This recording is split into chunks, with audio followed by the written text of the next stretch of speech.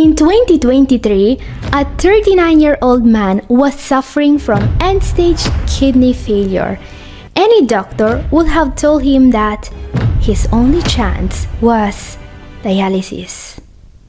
Instead, he was referred to a team of naturopaths that, thanks to certain natural remedies, diet, and lifestyle improvements, were able to almost double his kidney function. So in just 51 days, this man went from dialysis is your only possibility to you just need to watch your diet and take some pills. And yet, most doctors are still telling their CKD patients that there is no hope. Are these doctors lying to their patients?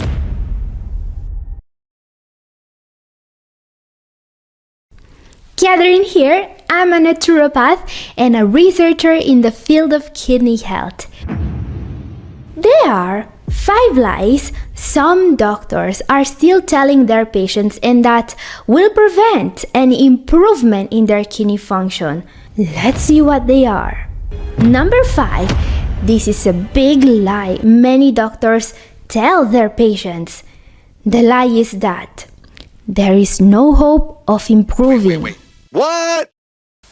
Many CKD patients will hear this lie at least once, especially if their diagnosis came too late. But why do I think this is a lie, you may ask? Well, not just because of the case study we have seen in the intro.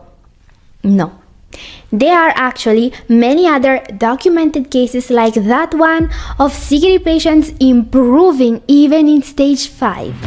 And yet, doctors still say that there is no hope. So how do we treat chronic kidney disease? Unfortunately, this is an irreversible condition. And do you know why doctors still say that there is no hope, even when it's clear that there are patients who improved? Many doctors tell their patients to abandon all hope because they don't want to give false hope. At least that's their excuse. But deep down, what I think is that some doctors just think their patients can't handle anything more complex than taking 2 pills in the morning on a full stomach, of course. It's as if they believe we're all just bumbling toddlers with pill bottles incapable of managing even the simplest instructions. Heaven forbid we try to manage our own health. They probably think that deciphering anything beyond a prescription must be a task reserved for NASA scientists. But come on, telling people to give up all hope is just like forcing someone to use a dial-up internet connection in 2024. Outdated, cruel, and completely unnecessary. So now you may ask, Catherine, if you think these doctors are lying, what is the correct approach instead? Well, what I tell patients about giving up is that it's just about as useful as a screen door on a submarine. I understand this kind of mentality some doctors have really. They want you to be prepared for the worst, so when the worst doesn't happen, it's a gift. It's a very common approach. But let's be real, it's the wrong approach. Why, you may ask? Simple. As a naturopath with over a decade of experience helping advanced stage CKD patients, I've learned one crucial thing. Not all patients are as incompetent and clueless as some doctors would like to believe. Far from it. I've met tons of patients over the years who are as sharp as a tack and lightning fast at learning what they need to know about their health. And do you know what happens when you give the right tools to fight CKD to a patient that's motivated enough? Spoiler alert, they start to improve. Their creatinine levels go down and their symptoms start to diminish. But I'm not saying this is easy. Remember, the battle for kidney disease is as much a mental one as it is a physical one. It takes a lot of strength, dedication, and motivation to keep going when a disease casts a shadow over everything in your life. It's normal to be afraid and to feel down, but you have to know that you can fight it, and don't worry, despite what some doctors believe, you won't need a degree from NASA to do it. Now guys, if you think this info is useful, consider giving this video a like and sharing it on social media so more people will have a chance to see it. Okay, up next, number 4, let's talk about another lie not just doctors but even mainstream media can't stop perpetuating. This is, you can't detox your kidneys. Detoxes are a hoax. They are bogus. They say, have a smart audience. And we want to reiterate, the detoxes are bogus. This was from a show called The Doctors, and their message is clear. Everything is bogus, of course, except for whatever their sponsor is selling today. I mean, heaven forbid these pesky patients start actually to drink spinach and beet juice to try and get better. But are they right in considering most detoxes bogus? Well, not in my opinion. Not when it comes to kidney disease in particular. In fact, here's what I tell my patients about detoxification. So, what do I tell my patients about detoxification, you may ask? As a naturopath, I usually start by giving some examples of detoxifiers that actually work according to science and that only cost a few pennies. Take phosphate binders, for instance. For CKD patients, phosphorus is one of the most dangerous toxins. Alright, if you are not following a low protein diet, you are likely to have your serum phosphate too high. This is unfortunately linked to a long series of problems, including faster kidney function decline. But if you are started on calcium carbonate, a powerful detoxifier, and a phosphate binder, you are likely going to be able to keep your kidney function for much longer. There are even cases in medical literature of patients who gain back a significant amount of kidney function just detoxifying phosphorus. So yeah, clearly, not all detoxes are bogus. Another example is sodium bicarbonate, of course. This miraculous powder is another powerhouse detoxifier. In fact, it reduces the amount of a dangerous toxin, excess acid. And guess what, guys? Both excess acid and excess phosphorus are the delightful gifts of a too high protein intake. I mean, who needs enemies when there is steak for dinner? So let's say that a kidney patient goes on a detox, alright? They start replacing their beloved red meat with spinach juice and starts using detoxifiers like phosphate binders and sodium bicarbonate. What happens then? Yeah, the patient starts to improve their GFR. Is that bogus? Or have these doctors just stopped paying attention to medical literature? By the way, every time I talk about sodium bicarbonate, I always get the same questions in the comment section. So let's clear out some absolute gems of misinformation floating around this detoxifier. Some people think it contains aluminum. Others confuse it with baking powder. Bless their hearts. Let's take a moment to talk about this kidney-saving home remedy, which is also a standard prescription your nephrologist could give you. So, what is sodium bicarbonate? It's a chemical compound, alright. Technically, it's a salt composed of a sodium cation and a bicarbonate anion. Sodium bicarbonate doesn't contain any aluminum or anything like that because it doesn't contain anything else other than sodium bicarbonate. It only has one ingredient, and yes, most people call it baking soda. But let's not get our wires crossed. Baking soda is not the same as baking powder. Baking soda is pure sodium bicarbonate and nothing else. Baking powder, on the other hand, might contain aluminum and other things you probably don't want. Sodium bicarbonate is sodium bicarbonate everywhere. It's never baking powder. Not in the US, not in the UK, not even in Mordor. You can buy it at the supermarket. You can buy it at the pharmacy. It's always the same. Just one ingredient, one chemical compound. To recap, sodium bicarbonate aka baking soda is prescribed to kidney patients.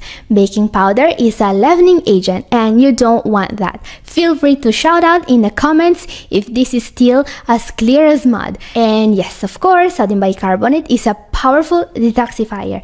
It's not bogus, it's not a hoax, and it's certainly not a figment of your imagination. Guys, before we move on and see the next slide doctors are telling their patients, I'll give you another example of a detoxifier that's also used in medical practice. NAC, N-acetylcysteine, which is one of the most powerful detoxifiers on earth. And NAC isn't just for the kidneys, it's especially useful for the liver as well. Because you know, the liver is kind of a big deal when it comes to detoxifying the body. Just like the kidneys, it flushes out drugs and other toxins. What this means is that when your kidneys are overloaded, your liver is going to be under a lot of stress as well. And the stress I'm talking about here in medical terms is called oxidative stress, which is just a fancy way of saying your body is drowning in toxins, free radicals to be exact, and doesn't have enough antioxidants to fight them off. Enter NAC, the superhero antioxidant that swoops in and kicks those toxins to the curb in a spectacularly effective way. This is what makes NAC one of the most potent detoxifiers you can find. It's so good at its job that it can be used long-term to prevent oxidative damage to the kidneys, and it was actually used to lower creatinine by 50% in a study, which really says something about its effectiveness. And of course, not all patients need all of these detoxifiers. For example, you need sodium bicarbonate only when your CO2 levels are too low. I only recommend this detoxifier to patients with a CO2 level below 22 milliequivalents per liter. Same for phosphate binders. If your phosphorus is already in the right range, why detoxing something that's not there? Same for NAC. This is not something I would actually prescribe to people taking anticoagulants, for example. Now, if you think all these recommendations and guidelines sound confusing, I may have some good news for one of you. I recently had one more opening in my schedule and I will be able to take one more new patient for counseling.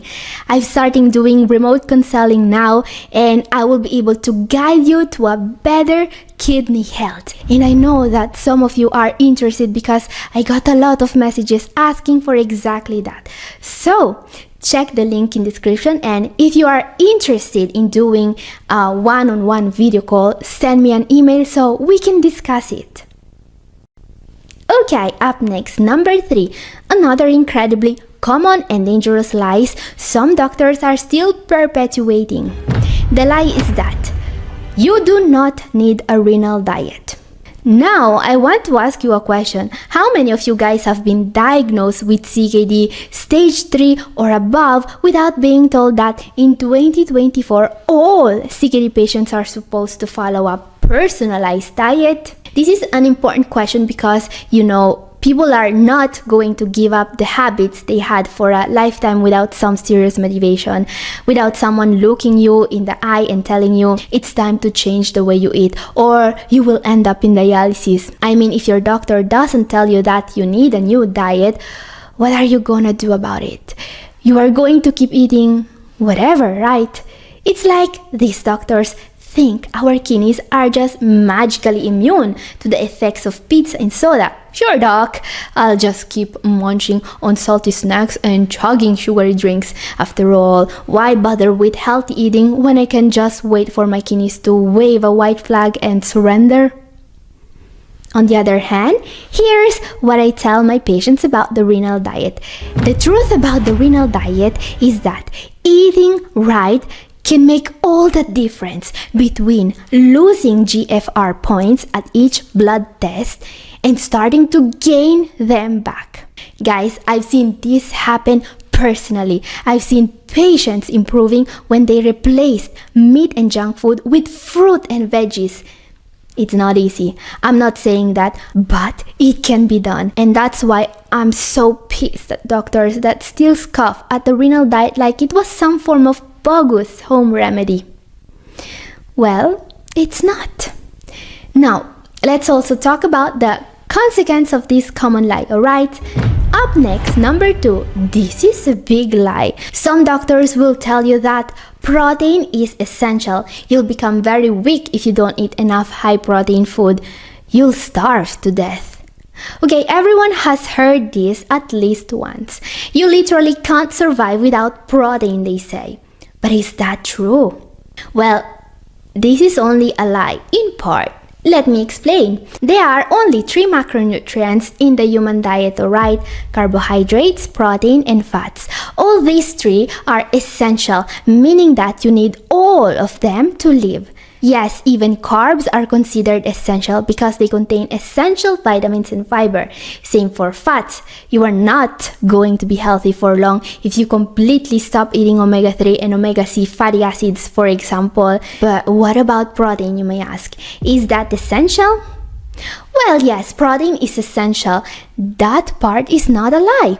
The body needs protein to replace damaged tissue, which means you can't live without enough protein. Now, this is the part where they lie, though, because you see, enough protein is a lot less than what most people believe.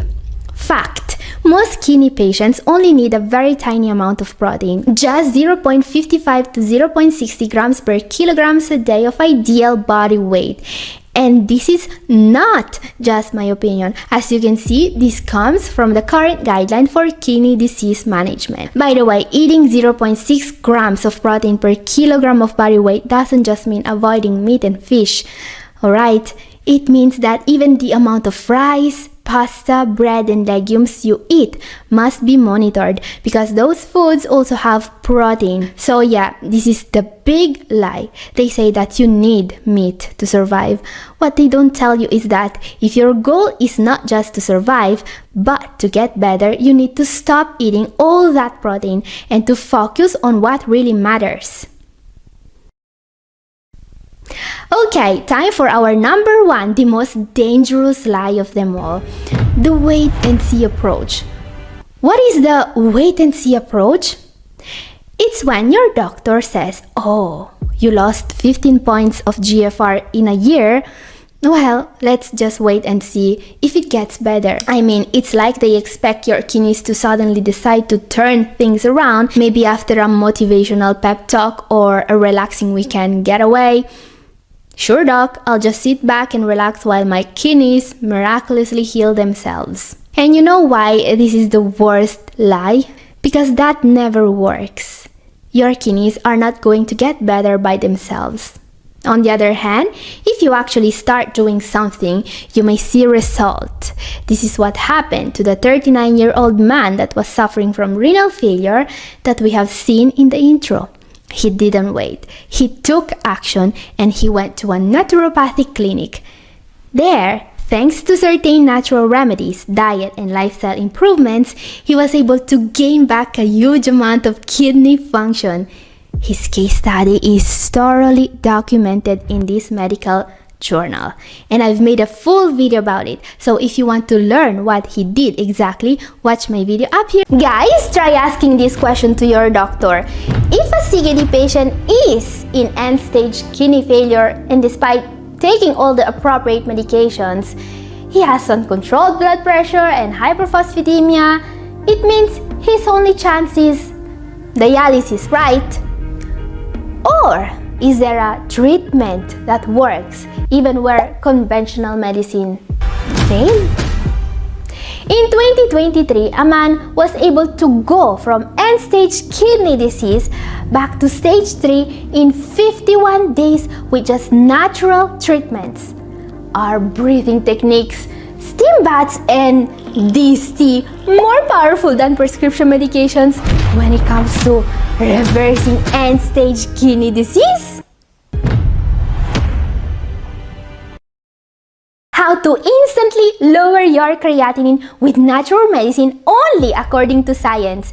Because if you would ask your doctor what is the treatment for stage 5 kidney disease with uncontrolled blood pressure, you will get only one answer: dialysis. Which, as we all know, is just the medical equivalent of hitting the big red panic button. I mean, if conventional medicine had a dating profile, it would say, look for a serious relationship with your dialysis machine. But hold on to your lab coats, guys, because this video is here to challenge that old, boring concept. Or at least this team of natural doctors will. In fact, they have recently published a case report of a 39-year-old man suffering from chronic kidney failure, stage 5, and that was completely let down by conventional treatments. He had a whole pharmacy's worth, but still, his blood pressure was doing its best impersonation of a roller coaster. And his phosphorus and urea levels were just like toddlers' toys, everywhere but where they should be. But everything changed when this man started a completely natural treatment.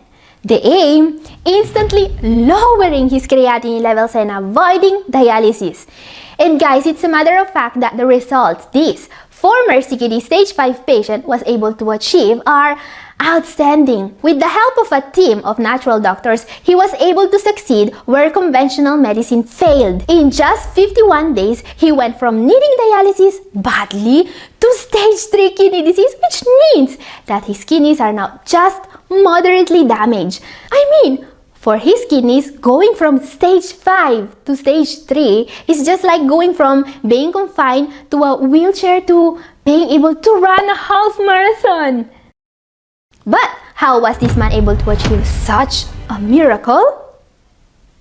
Well, this is the interesting part. The team of naturopaths that helped him documented everything in this study that was published in November 2023 in the International Journal of Science and Research, a very respected peer-reviewed journal. So this treatment we are going to take a look at today is not just extremely effective, it's also a complete 180 from what I usually show you on this channel. And you know what that means? It's going to be a wild ride. The natural treatments this man receives is divided in 4 parts. First, what they call the naturopathy treatment. This includes massage, the so-called kidney packs, and hot tub baths.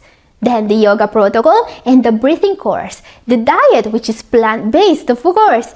And the tea he is drinking twice a day. I mean, aren't these researchers seriously suggesting that even a mud bath trumps standard medication for kidney disease? Oh, they're not just suggesting it, they proved it. I mean, the study was published on a respectable peer-reviewed paper. So, time now to take a look at what they did exactly, starting with the naturopathy treatment. As we can see from the study, this 39-year-old man is receiving various types of massages, mud baths and thermal baths on a daily basis from the hospital where this study took place in northern India. Yes, I said India. And before you roll your eyes and dismiss this as some exotic spa day, remember this: if the standard prescriptions had worked, we wouldn't be talking about this man today, would we? So let's see more in depth what this treatment consisted in. This treatment involved a kidney pack, which is an application of heat and cold on the lower to middle back, aimed at improving renal activity. There's also the alternate heat bath, which involves alternating sitting in cold tub and in hot tub and mud baths as well. Now guys, I'm not an expert in Ayurvedic medicine and I'm not pretending to be one, but there is some evidence in scientific literature that this kind of treatment can help. For example, mud baths and alternate heat baths can offer some symptomatic relief and general improvements in health and well-being. Alternate heat baths in particular, these are the baths done alternating the cold tub and the hot tub, can improve circulation and reduce pain and inflammation according to medical literature. And keep in mind that even if you are always supposed to look at alternative treatments with some skepticism, what these natural doctors are doing eventually worked. Now, before we take a look at the diet and supplementation, this patient was also started on a yoga program. This is a very simple program, just 24 minutes a day of yoga and 6 positions aimed at relaxation. Now, yoga may not have the same impact on heart and kidney health aerobic exercising has, but it works. No doubt about it. It can lower your blood pressure, it can reduce stress, and it protects the kidneys, says science. Yeah, there is a reason why so many people love yoga. And in my opinion, people suffering from kidney disease should love it even more. This is why one of the yoga techniques this patient is using is called Nadi Shodhi, and it's similar to what I'm doing here. This is a form of alternate nostril breathing. Alright, it's based on pranayama and it's extremely effective to control hypertension and stress. And yeah, I researched this kind of technique years ago for a video here on Double Kidney, and frankly, I was surprised by how effective can this yoga position be at decreasing heart rate and anxiety. It really works, and it's something more people should absolutely try. Now, this particular technique is as easy as sitting comfortably and inhaling from a nostril for a certain amount of time and then exhaling from the other. But what I've noticed when doing it is that it can lower your blood pressure for hours after doing it. 10 minutes of yoga and you are relaxed for hours. But now you may ask, what if I only have time for either, your regular sport and fitness activities or a yoga session? Which one should I choose? Well, both have huge benefits, of course, but keep in mind that doing at least 150 minutes a week of moderate aerobic activity is a must if your goal is being healthy, says the US Department of Health. And when they say 150 minutes, it's the bare minimum, alright? It's like the C grade of fitness goals.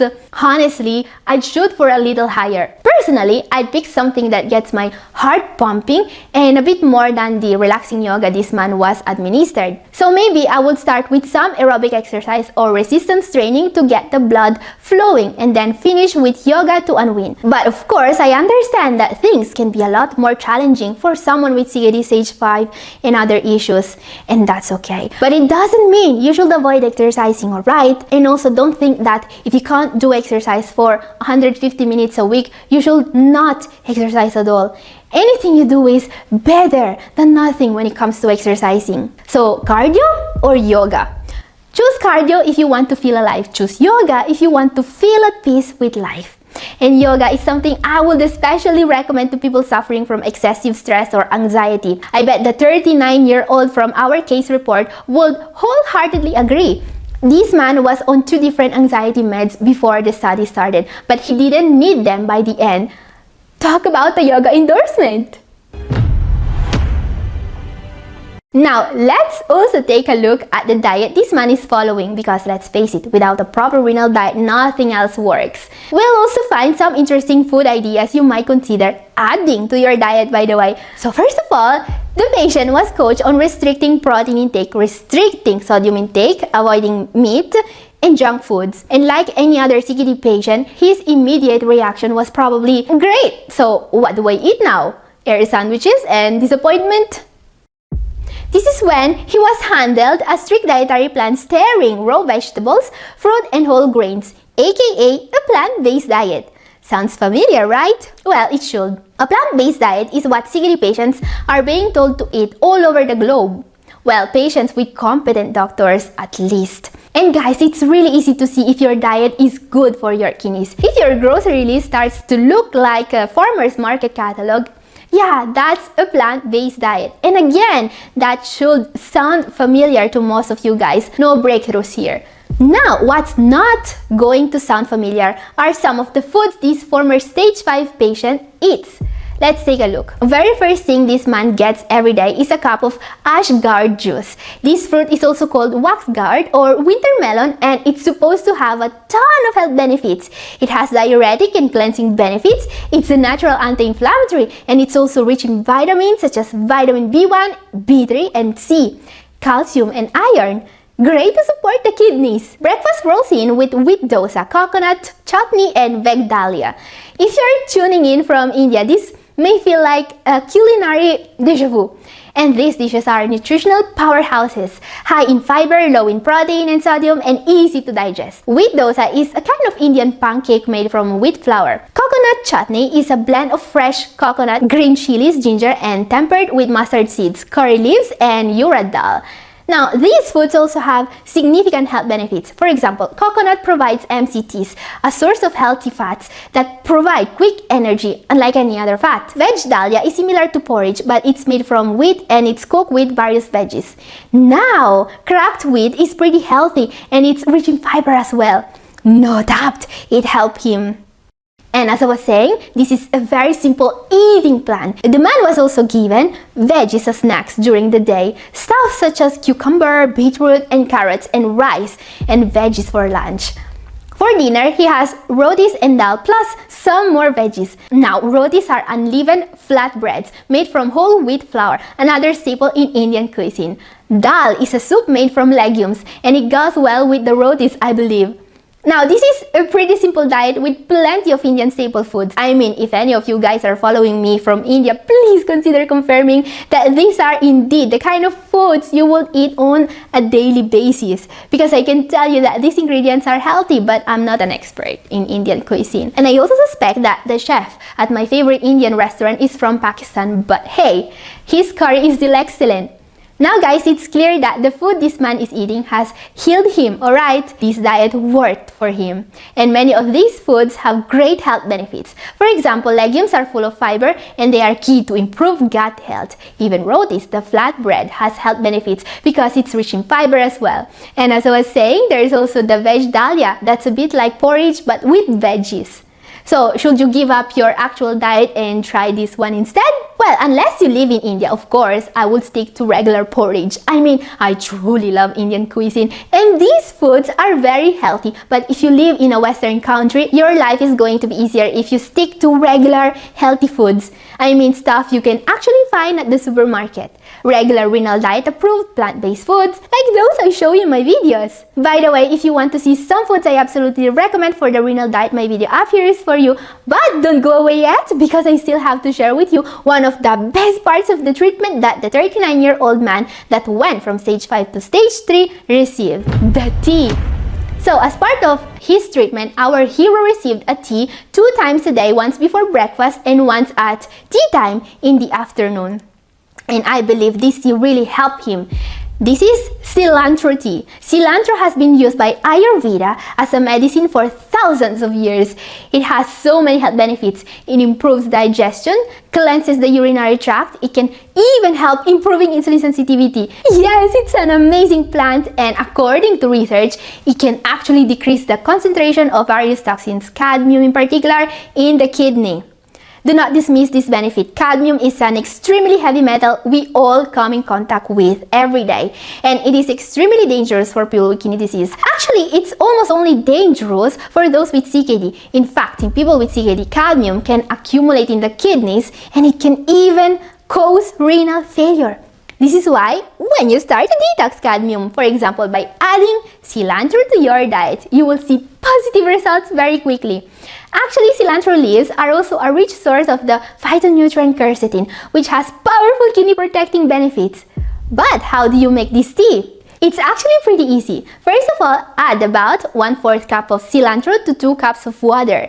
Bring the water to a boil, then reduce the heat to low and let the cilantro leaves steep in the hot water for about 10 minutes. Cover the saucepan with a lid to keep the essential oils and flavors from escaping. Your tea is ready!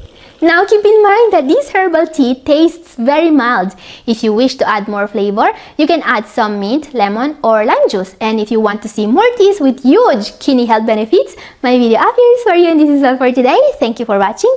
God bless you all. Bye!